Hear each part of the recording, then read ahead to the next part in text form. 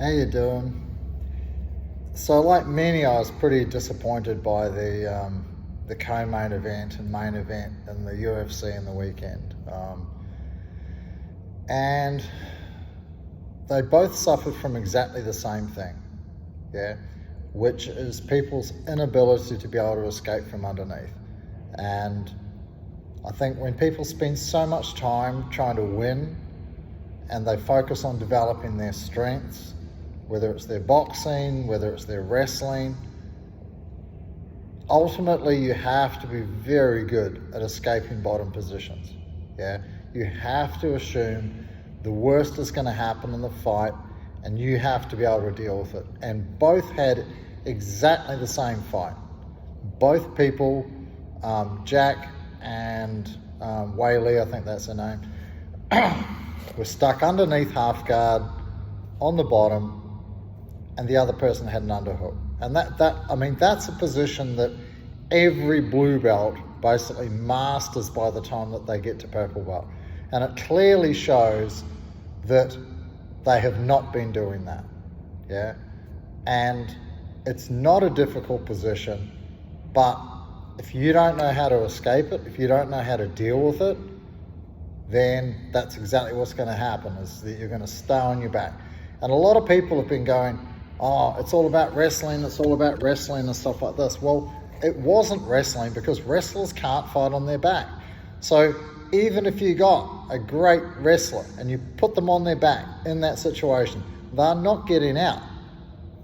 Yeah, right? So Jack obviously is a great boxer. He's a very good boxer. And he thought that his best thing was to keep his feet on the ground and box. But if you're Islam, then you're like, well, that's just perfect. Yeah, someone that's not going to kick me, someone that's going to keep their feet on the ground and just going to want to punch me. So it just turns into a typical grappler versus striker, or even worse than a striker as a boxer. Yeah, because, and I was telling this to someone the other day, is that from the second that you start learning jiu-jitsu, your primary thing that you're thinking is, someone's going to hit me, what am I going to do about it? Someone's going to try and punch me, what am I going to do about it? But not once in years and years and years of boxing training that I went to did anyone ever consider the fact that someone might try and take them down. It's not even on their radar. And so by the time you hit purple belt, you've spent 5 years doing nothing but thinking about worst case scenarios and getting punched in the face and how to avoid it. And if you'd spent 5 years boxing or 10 years boxing, not once would you ever have drilled or practiced how to stop people taking you down. You think, well, I'm going to be able to move, I'm going to be able to punch them, I'm going to be able to do this. You're not doing any of that stuff. If they kick you in the leg really hard, yeah, and it compromises your movement, which is all that it takes, is a really good calf kick to compromise your movement, right? Or even to fake that. You can fake an overhand right and shoot on a boxer anytime you want. Yeah, right? And especially if, if they're on a basketball court, they might be able to run away from you, but you can always corner people. Yeah, and if there's a cage, they're not running away, they can't get away. So you're always going to be able to shoot on their legs. Yeah, I've done it hundreds and hundreds and hundreds of times. Yeah, and then when I was doing security work at a nightclub when I first started doing jiu-jitsu and realised I was going to go fight MMA, is that I got professional boxers or top amateurs, and I paid for their gym membership, and their only job once or twice a week was to try and knock my head off.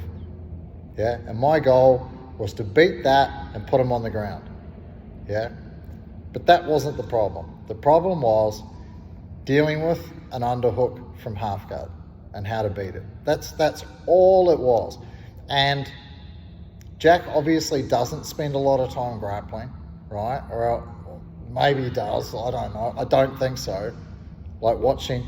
And Craig came along to help him and showed him how to beat Islam's main choke attack. And he taught him how to use his top hand to defend from cross faces and stuff, which was great. And I could also tell that he taught him a little rolling back take into an armbar thing from being taken down. But I mean, that's flying in for maybe a couple of weeks, 10 days before the fight, maybe a couple of weeks, and then working on a couple of very specific things. But it's not specifics that are going to win a fight. Yeah, it's general training, it's experience. And if you're not on the mat most days of the week, learning how to get off your back out of bad positions, if you think you're only going to be in top positions and you're only going to be winning by punching and wrestling and grappling, and this is where jiu-jitsu is king, is that if you are comfortable escaping the worst positions and you put yourself there all the time, yeah, then you can build on that and you can do almost anything you want. That's why even in Sun Tzu, The Art of War says, defense, well, the first thing is don't go to war if you're not prepared to lose something, right? But the second thing is have an impenetrable defense and work your offense after that. So you have to have an impenetrable defense, so incredible escapes from the bottom, work on all the worst possible scenarios, yeah, get super competent at that, and then you've got no worries. Because if you can escape everything, how can someone beat you? Yeah, right? The only chance they have is to knock you out if you can escape everything. So you need to become Houdini on the mat, yeah? Let people hold you in the worst positions and know how to get out of them efficiently. It was the same fight twice. That's why it drove everyone crazy, because they had to watch the women's fight and Valentina just held her down, had the underhook on top half guard, just did that over and over and over, and then the next fight was exactly the same thing. Yeah, top half guard beating bottom half guard, and that's all it really was, not much else.